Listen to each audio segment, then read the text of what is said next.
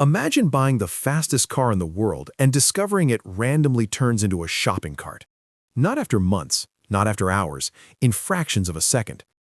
That's the problem a team at the Niels Bohr Institute just exposed in superconducting quantum computers.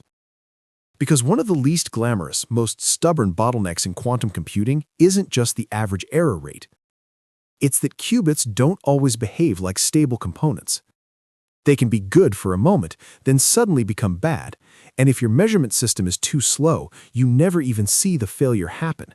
You just feel it as mysterious performance drift, recalibration rituals, and fragile results.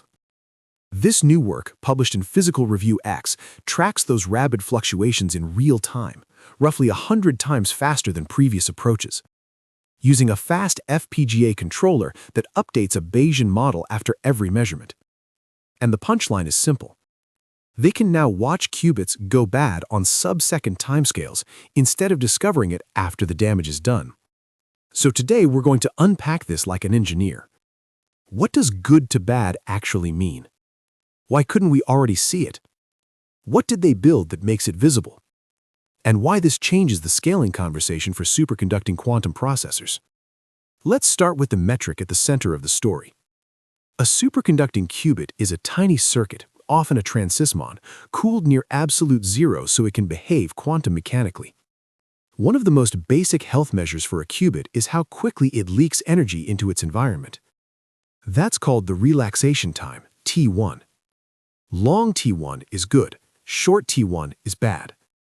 Because if your qubit dumps its energy into the environment, your quantum information evaporates. Now here's the problem. T1 isn't always stable. It can fluctuate, sometimes slowly, sometimes shockingly fast. So even if you calibrate the system at 10 a.m., the qubit you think you understand can behave differently at 10 a.m. and 1 second. And if that feels like a nightmare, it is.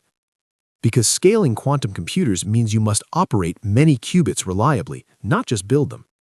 Now, before we go deeper into how they did the measurement, I want to hit the why this matters moment, because this is the part that changes how you think about real quantum systems. Once you can track which qubits are good or bad in near real time, you can start treating qubit quality like a live signal, not a static spec sheet. That enables practical infrastructure-style moves like avoid using a qubit during a bad window, route operations to more stable qubits, detect bad behavior fast enough to stop wasting runs, screen devices faster during manufacturing, and build control software that adapts continuously, the way modern infrastructure does. That's the direction quantum has to go. Early computers were run it and pray. Modern systems are monitor everything, detect drift, adapt continuously. Quantum won't scale without that same maturity. Okay, now we can ask the question that makes this paper important. If qubits can change that fast, why didn't we already know? Because traditional T1 measurement is slow. To estimate T1, you typically run a protocol that needs enough samples to be statistically confident. That takes time, and time has a hidden cost. It averages over the very fluctuations you're trying to observe. It's like trying to detect a lightning storm by taking one photo every 10 minutes, then concluding the sky is mostly calm. So the bottleneck isn't only physics, it's observability. You can't adapt to behavior you can't see. That's what this team changed. Think of it like weather. If you take the average temperature for the whole day, you might conclude it was mild and completely miss the thunderstorm that rolled through at 3 p.m. What you actually want is a live forecast that updates every few seconds so you can see the storm forming in real time. That's the vibe here. They moved the estimation loop into fast control hardware, an FPGA, and instead of collecting a big batch of data and analyzing it later, they update their best estimate of the qubit's current relaxation behavior after every single measurement. So it becomes a tight loop. Measure, update, measure, update, measure. That update step uses a Bayesian model, basically a disciplined way to continuously revise your best guess as new evidence arrives.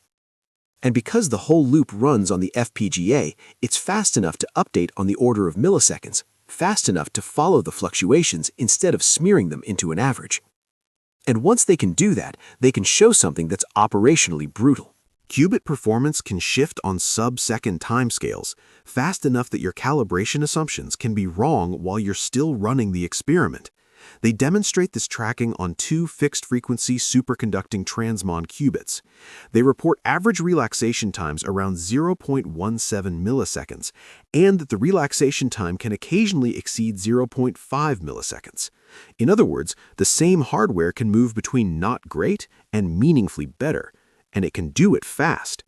So what's causing the rapid changes? Their analysis points to fast switching behavior in the qubits environment, often modeled as microscopic two-level systems, with switching rates up to around 10 Hz, meaning on the order of 10 times per second. Even if you forget the number, the meaning is the story. Parts of the environment are switching frequently enough that qubit reliability becomes a live, moving target. That's why this result isn't just cool measurement work, it's a scaling warning. And it's also a scaling opportunity.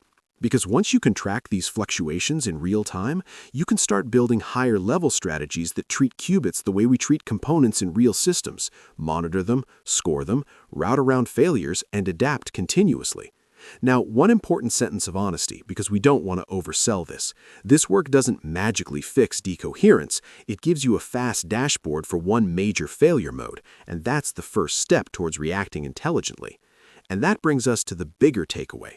Quantum progress is often framed as a race for better numbers, higher fidelity, longer coherence, more qubits. But this paper is reminding the field of something more operational. Averages are not enough. Dynamics matter. A system with decent averages but violent sub-second fluctuations can be harder to use than a system with slightly worse averages but stable behavior. So if you want to understand why quantum computing still feels fragile, this is a big part of the answer. And if you want to understand what real progress looks like, it often looks like this: instrumentation, control loops, fast feedback, the unglamorous machinery that turns prototypes into systems. This paper doesn't finish the journey to reliable large-scale quantum computers, but it makes the storm visible in real time. And in engineering, visibility is usually the moment progress becomes possible. If you found this useful, a like and subscribe helps us keep making more of these videos. Thanks for watching.